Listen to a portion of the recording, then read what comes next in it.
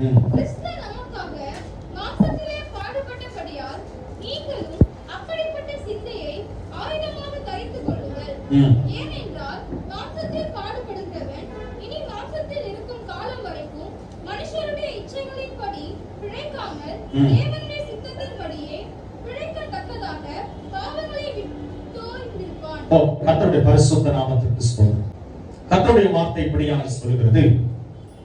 அப்போஸ்தலனாகிய பேதுரு இயேசு கூட இருந்த அருமையான சீஷன், பிரதான சீஷன் என்று சொல்லப்படுகிற பேதுரு இப்படியாக எழுதுகிறார். இப்படி இருக்க கிறிஸ்து நமக்காக மாம்சத்திலே பாடுபட்டபடியால் நீங்களும் அப்படிப்பட்ட சிந்தையை ஆயுதமாக தரித்துக் கொள்ளுங்கள். அல்லேலூயா. கிறிஸ்து நமக்காக பாடுபட்டிருக்கிறார். அந்த சிந்தையை, இயேசு நமக்காக பட்ட பாடு, அவர் பாடுகளை பட்டார் என்றால் அந்த பாடுகளின் நிமித்தமாய் அதை ஒரு ஆயுதமாய் நம்முடைய சிந்தையிலே தரித்துக் கொள்ள வேண்டும் என்று அப்போஸ்தலனாகிய பவுல் எடுத்துரைக்கிறார். பாருங்க, அப்படிப்பட்ட சிந்தையை, அது என்ன, பாடுகளை படுவது என்ன, அது என்ன ஒரு ஆயுதமா மாறும்?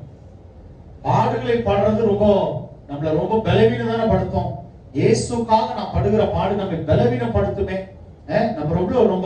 நம்ம ரொம்ப துக்கமா மாற்றுமே அப்படிதான் நம்ம நினைக்கிறோம். நல்லா கவனிக்க.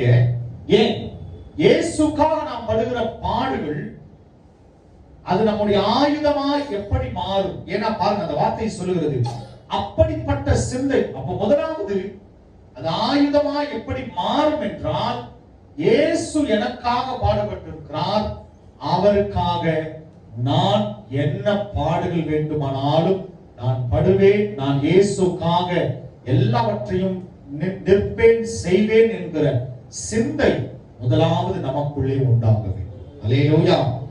இது அவர் சும்மா சொல்லல. கவனிங்க, இந்த பேதுருடைய வாழ்க்கையை எடுத்து நீங்க பார்க்கும் பொழுது, பேதுரு இயேசுவை எதுக்கு மறுதலிச்சார் சொல்லுங்க? பேதுரு எதுக்குங்க இயேசுவை மறுதலிச்சாரு சொல்லுங்க? பேதுரு இயேசுவை மறுதலிச்ச காரணம் என்ன? ஒன்னல்ல, அடிவிழன் பயந்து. எதுக்கு சொல்லுங்க? இயேசுவே இந்த அடி நிக்கிறாங்களே, நான் மாட்டினா அவ்வளவு பணம் கொழுதுற அலையிறாரு, நைட் அடி அடிச்சு பாவம். இயேசுவே இந்த அடி நிக்கிறாங்களப்பா. 3.5 வருஷம் இயேசு கூட இருந்து இயேசு செய்த அற்புதங்களை, அதிசயங்களை, நன்மைகளை, அவர் செய்த ஏராளமான அற்புதங்களை பேதுரு கூட இருந்து, அதான் ரொம்ப பிரதான விஷயம், எப்பவுமே இயேசுவோட இருப்பாரு. எல்லாவற்றையும் பார்த்துட்டு இயேசுவே இந்த அடி அடிக்கிறாங்களே, நான் மாட்டேன் அவ்வளவுதான். ஆனா இயேசுக்கு யாருன்னே தெரியும். உண்மையாகவே ஆக்கினை தீர்ப்புக்கு ஏற்ற ஒரு வார்த்தை இயேசுவை மறுதலிப்பு. அவரை மறுதலிப்பு எனக்கு தெரியவே தெரியாதுன்னு சொல்றது தேவனுக்கு விரோதமான ஆக்கினை தீர்ப்புக்கேற்ற தண்டனை. கவனிங்க, ஒரு தடவை இல்ல, எத்தனை தடவை? 3 தடவை. எதுக்காக? ஒரு சாதாரண அடி விழும்போது, இயேசு போல என்ன அடிக்க போறாங்கன்னு ஒரு அடி உதைக்கு பயந்து, இயேசு யாருன்னே தெரியாது. நல்லா கவனிங்க. அப்போ இயேசுக்காக ஒரு அடியை வாங்கறதுக்கு அவர் பயப்படுறாருன்னா, இயேசுக்காக நான் பாடுபட தயாராக இல்லை. யாரு?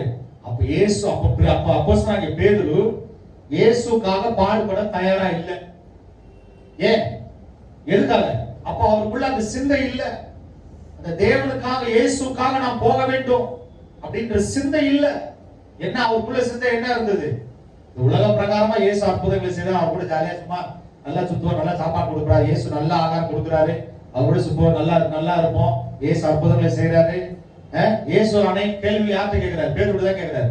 என்ன எல்லாரும் சொல்றாங்களே, பேதுரு என்ன யார் நீ சொல்ற அப்படின்னு அவன் சொல்றாரு, நீ உன்னதமான தேவனுடைய குமாரன், ரைட், நல்லா நீ தான் நிஜ கூடவா இதுன்னு சொல்றாரு இயேசு. அப்ப எல்லா கேள்விகள்லாம் கேட்டு எல்லாம் தெரியுது, ஆனா எல்லாம் கூடவே போறாங்க தவிர இயேசுக்காக நான் எல்லாவற்றையும் சகித்து நான் பாடுபட தயாரா இருக்கிறேன், இயேசுக்காக நான் தண்டனை அனுபவிக்க தயாரா பேதுரு தயாராக இல்லை. அப்ப நல்லா கவனிங்க. அதனாலதான் இயேசு இயேசுவோடு இருந்தான்னு சொல்ல உடனே இல்ல யாருனே தெரியாது அப்படின்னு சபிக்கவும் சத்தியம் பண்ணவும் பேதுரு தொடங்குறார். ஒரு தடவை இல்ல 3 தடவை. இப்ப பாருங்க, இவர் அவரே சொல்றாரு, இயேசு கிறிஸ்து நமக்காக மாம்சத்திலே பாடுபட்டபடியால் நீங்களும் அப்படிப்பட்ட சிந்தையை ஆயுதமாக தரித்துக் கொள்ளுங்கள். ஏன்னா பின்னாளில இந்த இயேசு கிறிஸ்துவுக்காக நான் எதையும் சகிக்க ஆயத்தம் அப்படின்ற சிந்தை எப்போ பேதுருக்குள்ள வந்ததோ அதுதான் அவருக்கு ஆயுதமா மாறுச்சு. ஆமென் சொல்லுங்க. என்ன ஆயுதம்? என்ன ஆயுதம்? வாசிங்க அந்த அப்போஸ்தலர், வாசிக்கிறது அப்போஸ்தலர் நம்ம படிக்கிறது எப்பவும் படிப்போம். அந்த வசனம் 3வது அதிகாரம் படிக்கப்பா 3:14 இல்ல 13 படிக்கும் சொல்றேன். ஆபிரகாம், யாக்கோபு என்பவர்களுடைய தேவனாகிய நம்முடைய பிதாக்களின் தேவன் நம்முடைய பிள்ளையாகிய இயேசுவை மகிமைப்படுத்தினார். அவரை நீங்கள் ஒப்புக் கொடுத்தீர்கள். பிலாத்து அவரை விடுதலையாக்க தீர்மானித்த போது அவருக்கு முன்பாக அவரை மறுதலித்தீர்கள். யார் மறுதலிச்சது? மறுதலிச்ச லிஸ்ட்ல இவர்தான் இருக்கிறார். இவர் யாரையும் சொல்றாரு மறுதலித்தீர்கள். மறுதலிச்ச லிஸ்ட்ல முதல்ல இருக்கிறது பேதுரு தான். கரெக்டா இல்லையா? இயேசுவை நிறைய பேர் இயேசுவுக்கு விரோதமா நிறைய பேர் என்ன பண்றாங்க?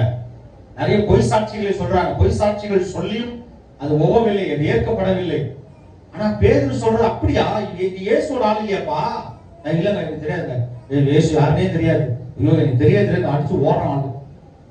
அது எங்க அடி விழ போதும், எங்க பிடிச்சிட போறாங்களோ அப்படின்னு பயந்து ஓடும். பாருங்க, இப்ப சொல்றாரு இயேசு கிறிஸ்து மரித்து உயிர்த்தெழுந்து அவர் பரலோகத்துக்கு போனதுக்கு அப்புறம் இந்த தேவனுடைய மகிமை, பரிசுத்த ஆவியானவரின் மகிமை இவர்களுக்குள் இறங்கின உடனே பார்க்க, எதற்கு அவர் பேதுரு பயந்து இயேசுவை தெரியாது என்று மறுதலித்தாரோ அதை கொண்டே இந்த பூமியில் உள்ள ஜனங்களை இயேசுக்கு சொந்தமாய் பேதுரு மாற்றிக் கொண்டார்.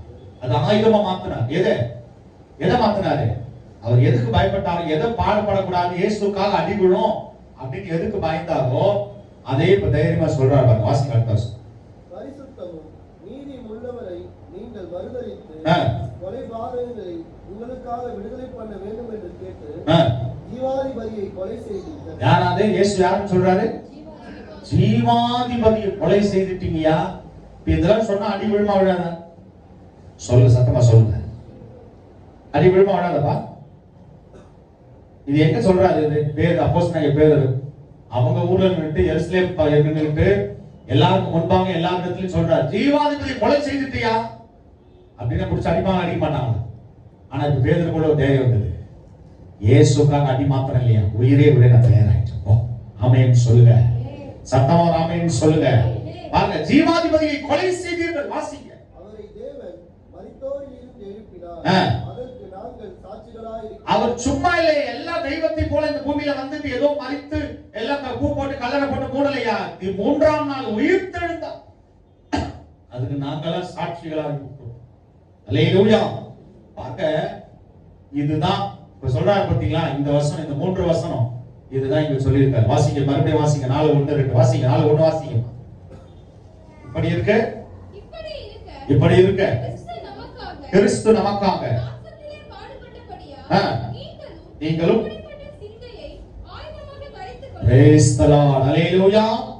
அப்ப இயேசு கிறிஸ்துக்காக நாம் படுகிற பாடை, அதை பலவீனமா, அது ரொம்ப என்ன சொல்றது, ரொம்ப கீழ்த்தரமா, அது எப்படிங்க எங்களுக்கு நம்ம எல்லாம் பாடுபட்டோம்னா எப்படி நம்மளுக்கு அதுக்கெல்லாம் நம்மளுக்கு திராணி இல்லை.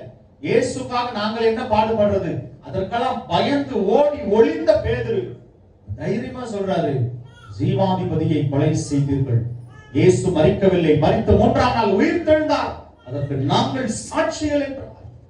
அந்த இயேசுவை தவிர வேறு யாரும் உனக்கு ரட்சிப்பு கிடையாது, உனக்கு மீட்பு இல்லை, நித்திய ஜீவன் இல்லை. நல்ல கவனிங்க, இந்த இடத்துல சொல்லப்படுகிறது, நீங்களும் அப்படிப்பட்ட சிந்தை. எப்படிப்பட்ட சிந்தை? இயேசுக்காக பாடுபடுகிற, இயேசுக்காக எல்லாவற்றையும் செய்கிற சிந்தையை ஆயுதமாக தரித்துக் கொள்ளுங்கள். அல்லேலூயா. பேதுருக்கு அது எப்படி அது ஆயுதமா மாறுச்சு? எப்போ அவர் இயேசு கிறிஸ்துவுக்காக தைரியமா என்ன பாடு வந்தாலும் சரி, இயேசுக்காக நான் நிற்கிறேன், எப்பொழுது அந்த சிந்தை பேதுருக்குள்ள வந்ததோ, கவனிங்க, அவர் செய்த முதல் பிரசங்கத்திலே 3000 பேர் ரட்சிக்கப்பட்டார். அல்லேலூயா. புரிஞ்சிருக்கும் நினைக்கிறோம்.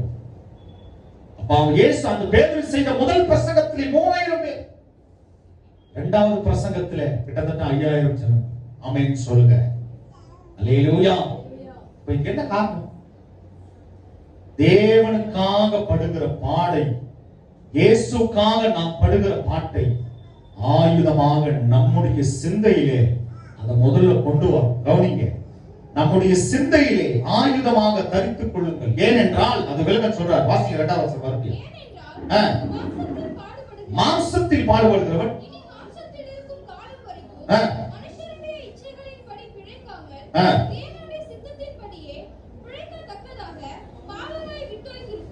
கடைசி வரைக்கும் மனுஷன் இந்த உலகத்துல மாம்சத்திலேயே இருக்கணும்ன்றது இல்ல. நீ மாம்சத்துல இயேசுக்காக பாடுபட்டேனா, நீ மாம்சத்துல இந்த மனித சரீரத்துல இயேசுக்காக 4 அடி வாங்குறன்னு வைங்க, அப்ப நீ இயேசுக்காக படுகிற பாடு உண்மையாகவே உன்னுடைய மாம்சத்திலிருந்து உன்னை பிரித்து, இந்த உலகத்தின் இச்சைகளிலிருந்து உன்னை பிரித்து, பாவங்களிலிருந்து உன்னை பிரித்து பரலோக வாசியாய் உன்னை மாற்றும். அல்லேலூயா. உன்னை பாவங்களிலிருந்து விட்டோய்ந்திருப்பார். ஏன்? இயேசு நமக்காக என்ன செய்தார்? வாசிங்க அதிலே 3வது அதிகாரம்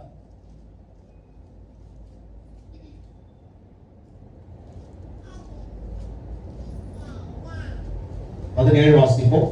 தீமை செய்து பாடு அனுபவிப்பதிலும் தேவனுக்கு சித்தமானால் நன்மை செய்து பாடு அனுபவிப்பதே தேவனுக்கு சித்தமான தீமையான காரியங்களை அல்ல, நன்மையான இயேசுக்குரிய காரியங்களை செய்து பாடு அனுபவிப்பதே மேன்மையாய் இருக்கும். இதுதான் இயேசு செய்தார். வாசிங்க 18. ஏனெனில் கிறிஸ்துவும் நம்மை தேவனிடத்தில் சேர்க்கும்படி அநீதி உள்ளவர்களுக்கு பதிலாக நீதி உள்ளவராய் பாவங்களின் நிமித்தம் ஒருவரே பாடுபட்டார். அவர் மாம்சத்திலே கொலை உண்டு, ஆவியிலே உயிர்ப்பிக்கப்பட்டார். அப்ப இதுல இருந்து என்ன ஒரு காரியம் தெரிந்து கொள்றோம்? நம்ம இந்திய போராட்ட இந்த சுதந்திர வீரர்கள்லாம் கொண்டு போய் இந்தியாவில் அடைக்க கூடாதுன்னு என்ன பண்றாங்கன்னா, நம்ம வரலாறு நமக்கு தெரியும், நம்ம நேரடியா பார்த்தது இல்ல. இந்த இந்திய போராட்ட சுதந்திர போராட்ட வீரர்கள்லாம் கொண்டு போய் இந்தியாவில் அடைக்க இருக்காங்க. ரொம்ப கொடுமைப்படுத்த என்ன பண்றாங்கன்னா, இந்த அந்தமான ஒரு ஜெயில் இருக்கு, அங்க கொண்டு போய் என்ன பண்ணலாம், அங்க கொண்டு போய் அவங்க ரொம்ப பாக்கி இருக்கணும். அப்ப பாருங்க, பாடுகள் அப்படின்னு சொன்னாலே அப்போ ஒரு குற்றம் செய்தவங்களுக்கு தான் அந்த பாடுகளை அவங்க ஏற்றுக்கொள்வாங்க. அப்ப என்ன குற்றம் செய்தாங்க? இந்த வெள்ளக்கார அரசாங்கத்துக்கு எதிராக, பிரிட்டிஷ் அரசாங்கத்துக்கு எதிராக நீ பிரச்சனையை உண்டாக்குற, ஜனங்களுக்குள்ள பலவிதமான வேற விதமா ஜனங்களை தூண்டி விடுறன்னு சொல்லி அவங்க மேல குற்றம் சாட்டி தான் அப்படி கொண்டு போறாங்க. இப்ப நல்லா கவனிங்க, இயேசு பட்ட பாடுகள் அநீதி நிமித்தமாய் குற்றம் செய்தவர்களாய். ஏன்னா சிலுவை அன்றைக்கு சிலுவையில் அறையப்படுகிறவன் யார் என்று சொன்னால், யாரெல்லாம் சிலுவையில் அறையப்படுவாங்கன்னா, பயங்கரமான கொடிய தண்டனைகள், பயங்கரமான கொடிய குற்றங்களை செய்த, கவனிங்க தேசது, கொடிய குற்றங்கள் செய்தவர்களை தான் சிலுவையில் அறைவாங்க. கவனிங்க, கொடிய தண்டனைக்குரிய குற்றவாளிகள் அவர்களை தான் சிலுவையில் அறைவார். அப்ப இயேசுவை சிலுவையில் அறைந்த காரணம் என்ன?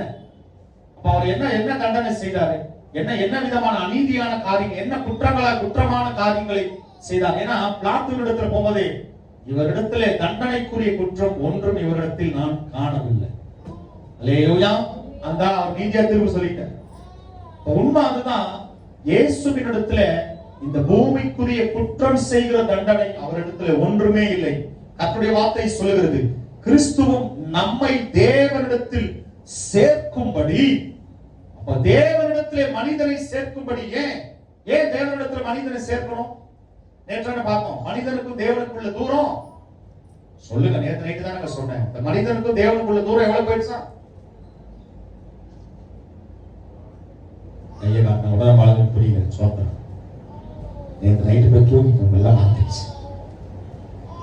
மனிதன் தேவன் மனிதனோடு எப்படி இருந்தாரு பார்த்தோம். ஆதாம் கிட்ட தினந்தோறும் என்ன பண்ணார்? ஆதாம் ஏவாளுக்கு கர்த்தர் பிதாவாகிய தேவன் தினந்தோறும் என்ன பண்ணாரா? தினமும் மனிதனோடு உலாவினார், அவனோடு பேசினார், அவனோட காரியங்களை சம்பாதிச்சிட்டார். ஆனா அந்த பாவம் என்றைக்கு இந்த பூமியில் இடத்துல மனிதனிடத்துல வந்ததோ, தேவனுக்கும் மனிதனுக்கும் பெரிய பிரிவினை உண்டாயிற்று.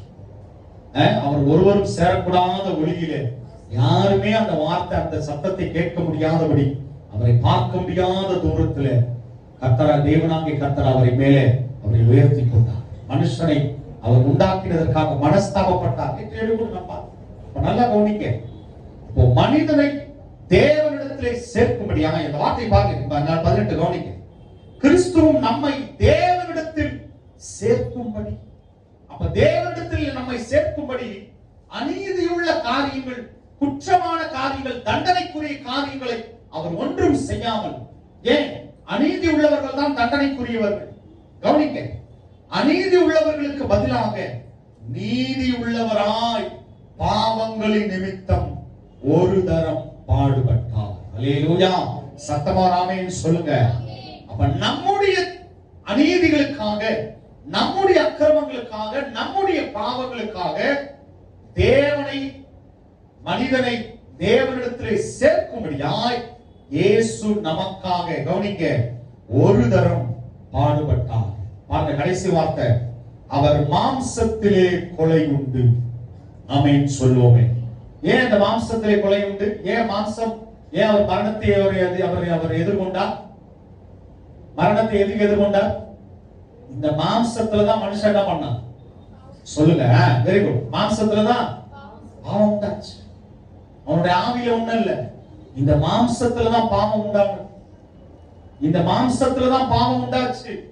அந்த மாம்சத்தில் உண்டான பாவத்தை இயேசு இந்த பூமியிலே மாம்சத்திலே வந்து அந்த பாவத்தை நிவர்த்தி செய்தார். அல்லேலூயா. அவர் மாம்சத்தில் கொலை உண்டு. ஆனால் மாம்சம் மறுபடியும் உயிர் பெற முடியாது. அதற்குரிய காரியம் ஒன்றுமில்லை, அதற்குரிய எந்த விதமான அதிகாரமும் இல்லை. அப்போ மாம்சத்தில் கொலை உண்டவராய் இயேசு, மாம்சத்தில் கொலை உண்டவராய் கொலை உண்டு ஆவியிலே தேவனுடைய பரிசுத்த ஆவியானவருடைய பலத்த ஆவியினாலே உயிர்ப்பிக்கப்பட்டார். சத்தமாராலே சொல்லுவோமே. சத்தமாராலே சொல்லுவோம். ஆவியிலே உயிர்ப்பிக்கப்பட்டார்.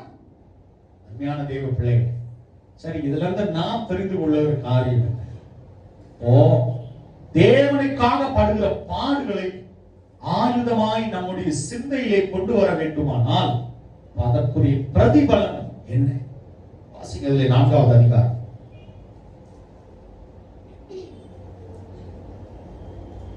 13. கிறிஸ்துவின் மகிமை வெளிப்படும் போது நீங்கள் களிகூர்ந்து மகிழும்படியாக அவருடைய பாடுகளுக்கு நீங்கள் பங்களிப்பானதால் சந்தோஷப்படுங்கள். என்னவா?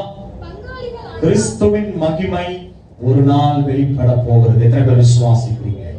சத்தமா ஆமென் சொல்லுங்க. கிறிஸ்துவின் மகிமை வெளிப்படும் போது நீங்கள் களிகூர்ந்து மகிழும்படியாக. ஆமென் சொல்லுவோமே. யார் மகிழ முடியும்?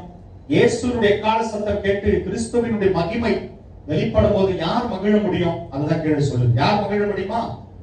சத்தமா பாருங்க, அந்த வார்த்தை கவனிங்க. அவருடைய பாடுகளுக்கு நீங்கள் பங்காளிகளானதா. ஆமென் சொல்லுவோமே. யாரா சொல்லுங்க எல்லாரும். யாரமா சொன்னீங்க? என்னமா சொன்னீங்க? என்ன சொன்னாங்க? சோத்திரம். நம்ம கிறிஸ்துவின் பாடுகளுக்கு நம்மள என்னவா இருக்கும் அப்படின்னா வார்த்தைக்கு ஒரு அர்த்தம் என்ன?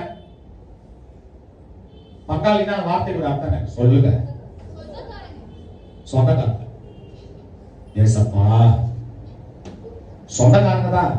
என்ன சொந்தக்காரங்க? மாமாவா, தாத்தாவா, ஆயாவா, பாட்டியா? பங்காளின்ற வார்த்தைக்கு அர்த்தம் என்ன? அதுல ஒரு விஷயம் இருக்கு, நல்லா கவனிங்க. அந்த பங்காளிகள்ன்ற வார்த்தை பிரிச்சீங்கன்னா உங்களுக்கு அர்த்தம் புரியும். அப்படின்னா என்ன? Very good. பங்காளிகளானவர்கள். இயேசுவினுடைய, கவனிங்க, இன்றைக்கு இந்த பூமியிலே நம்முடைய மாம்ச சரீரத்திலே இயேசுவோட பாடுகளுக்கு நாம் பங்காளிகள். அதாவது அவருடைய பாடுகளை ஷேர்ஸ் அப்படின்னா சொல்றாங்க பங்கு. அப்ப அந்த பங்குகளை, இயேசுவின் பாடுகளுக்கு நாம் பங்காளிகளாய் மாறினால் இயேசுவினுடைய மகிமையிலும் நாம் பங்காளிகளாய். அல்லேலூயா. இதான் உண்மை. கர்த்தருடைய வார்த்தை சொல்கிறது, கிறிஸ்துவின் மகிமை வெளிப்படும் போது நீங்கள் கலிகூர்ந்து மகிழும்படியாக அவருடைய பாடுகளுக்கு, கவனிக்க அருமையான தேவ பிள்ளைகளே, ஏன் அப்போஸ்தலனாகிய பவுல் இதை குறிப்பிட்டு சொல்லுகிறார் என்றால், ஒரு சின்ன ஒரு சவுக்கடிக்கு பயந்து ஓடின பேதுரு கடைசியில தலைகீழாய் தொங்கவிடப்பட்டு சவுக்கால் அடித்து துன்புறுத்தப்பட்டு கொலை செய்யப்பட்டார். அல்லேலூயா. தலைகீழாக தொங்கவிடப்பட்டு ஒரு நாள் இரவு முழுவதும் அடித்து துன்புறுத்தி இயேசுக்காக ஜீவனை தந்தார். ஆமென் சொல்லுவோமே. அருமையான தேவ பிள்ளைகளே, கிறிஸ்துவின் பாடுகளுக்கு ஏன் அதை அப்படி செய்தாங்க? எதுக்காக அப்படி செய்தாங்க? இயேசு பத்தி சொல்றதை நிறுத்து. இல்ல சொல்லுவேன். இயேசு எனக்காக ஜீவனை தந்திருக்கிறார், இயேசு இந்த மக்களுக்காக ரத்தத்தை சிந்தி இருக்கிறார். சொல்லக்கூடாது, சொல்லுவேன். சொன்னாங்க தண்டனை அபரவாங்க. இயேசு பட்ட பாடுகளை நான் சகிக்க ஆயத்தமாயிருக்கிறேன். அல்லேலூயா. எத்தனை பேர் ஆமென் சொல்லுங்க. கவனிக்க, நம்ம என்ன நினைக்கிறோம்? இயேசுவோட மகிமையில நல்ல சந்தோஷமா இருக்கணும்பா. அதற்கு முன்பாக ஒரு காரணம், இயேசு பட்ட பாடுகளுக்கு நாம் பங்காளிகளாய் மாற வேண்டும். ஆமென். அந்த சிந்தை எனக்குள்ள இருந்தாதான் தேவனுக்குரிய ஆயுதமாய், சத்துருக்களை எதிர்க்கிற ஆயுதமாய் என் சிந்தையிலே தேவனுக்காக, இயேசுக்காக நான் பாடுகளை படும்போது, பாருங்க, நமக்காக மாம்சத்தில் பட்டபடியால் நீங்களும் அப்படிப்பட்ட சிந்தை, இயேசு எனக்காக பாடுபட்டார், நான் அவருக்காக எல்லாவற்றையும் சகிக்க ஆயத்தமாயிருக்கிறேன். எத்தனை பேர் ஆமென் சொல்றீங்க? அல்லேலூயா. நிச்சயமாகவே தேவர்களே, கவனிங்க, இதை குறித்து அவருடைய பாடுகளுக்கு நீங்கள் பங்காளிகளானதா சந்தோஷப்படுங்கள். ஆமென். நிச்சயமாகவே தேவ பிள்ளைகளே, இந்த கடைசி நாட்களில் இயேசுக்காக நாம் நிற்கும் போது அநேக பாடுகள் உண்டாகும். ஆமென் சொல்ல மாட்டீங்க? என்ன சத்தமா ஆமென் சொல்லுங்க. அல்லேலூயா. பாடுகளின் வழியாக தான், சிலுவையின் வழியாக தான் பரலோக ராஜ்யத்துக்கே போக முடியும். ஆமென். அல்லேலூயா. ரொம்ப சந்தோஷம் உள்ளவர்களா அல்ல, இயேசுவே சொல்லிட்டாரு, இடுக்கமான வாசல் வழியா தான் பரலோக ராஜ்யத்துக்கு. ஆமென். அப்ப இடுக்கமான வாசல்னா என்னது? அதுதான் சிலுவை வழி. ஆமென். அப்ப இயேசு நமக்காக முன்வைத்திருக்கிற அந்த சிலுவையை நோக்கி, அவர் நமக்கு முன் வைத்திருக்கிற அந்த தேவனுடைய சிலுவை என்கிற கர்த்தர் நமக்காகப்பட்ட, இயேசு நமக்காகப்பட்ட பாடுகளை பின்தொடர்ந்து அந்த சிந்தையை நம்முடைய ஆயுதமாய் மாற்றி அவருடைய பாடுகளுக்கு, இயேசுக்காக பாடுகளை பட ஆயத்தம் உள்ளவர்களாய் காத்திருப்பீர்களானால் உண்மையாகவே பரலோக ராஜ்யத்துக்கும் நீங்கள் பங்காளி. ஆமென் சொல்ல மாட்டீங்க? சத்தமா ஆமென் சொல்ல மாட்டீங்க? இன்னும் சத்தமா ஆமென் சொல்லுங்க. அல்லேலூயா. இந்த பூமியில் இருக்கிற ஷேர்ஸ் கண்டிப்பா எல்லாமே ஒரு நாள் அழிந்து போகும். என்ன விலை உயர்ந்த காரியம் வாங்கினாலும் எல்லாமே ஒரு நாள் இல்லாம போகும். ஆனால் இயேசுக்கு நீ பங்காளியா மாறினேனா, இயேசுவோடு கூட யுகாயுகமாய் பரலோக ராஜ்யத்திலே ஆமென் சொல்லுவோம். கர்த்தருக்கு என்று நிலைத்திருக்கும்படியாக. அப்ப ஒரு காரியம் அப்போஸ்தலனாகிய பேதுரு சொன்னது போல தெளிவான ஒரு வார்த்தை, உண்மையாகவே இயேசு நமக்காக இந்த மாம்சத்திலே பாடுபட்டாராம், நானும் இந்த மாம்சத்திலே இயேசுக்காக பாடுபட ஆயத்தம். எத்தனை பேர் ஆமென் சொல்லுங்க? கரங்களை உயர்த்தி சொல்லுவோம். அல்லேலூயா. அல்லேலூயா. நிச்சயமாகவே கர்த்தருக்கு என்று பலப்படுகிறவர்களாய் இயேசு உண்மையாகவே நமக்காகப்பட்ட பாடுகளை நினைப்போம். என்ன வந்தாலும் இயேசுக்காக. ஆமென். அந்த பாடுகளை ஏற்றுக்கொள்வோம். உண்மையாகவே கர்த்தருடைய வார்த்தை சொல்லுகிறது, அவரோட கூட பாடுகளை சகித்தோம், அவரோட கூட ஆளுகையும் செய்வோம். ஆமென் சொல்லுங்க. கவனிங்க, ஏதோ பரலோக ராஜ்யத்துக்கு போன உடனே நம்ம ஏதோ ரூம்ல போட்டு உட்கார வச்சு ஏதோ இயேசுக்காக விளையாடுறோம் அப்படின்னு இல்லைங்க. இயேசுவோடு கூட யுகாயுகமாய் 1000 வருட அரசாட்சியிலே கர்த்தரோடு நிலைத்திருக்கிறோம். ஆமென் சொல்லுங்க. ஆனா சிலுவையின் வழியாகத்தான் பரலோக ராஜ்யம் போக முடியும் என்பதை ஒரு நாள் மறந்து போக வேண்டாம். ஆமென். அதற்காக உண்மையாகவே இயேசுக்காக என்ன வந்தாலும் ஆயத்தம் உள்ளவர்களாக இருக்கிறோம். சிலுவையின் வழி உண்மையாகவே நம்மை பரலோகம் கொண்டு செல்லும். கர்த்தருக்கு நிலைத்திருப்போம். தொடர்ந்து கர்த்தருக்குள் பலப்படுவோம். கர்த்தர் நம்மை ஆசீர்வதிப்பார்.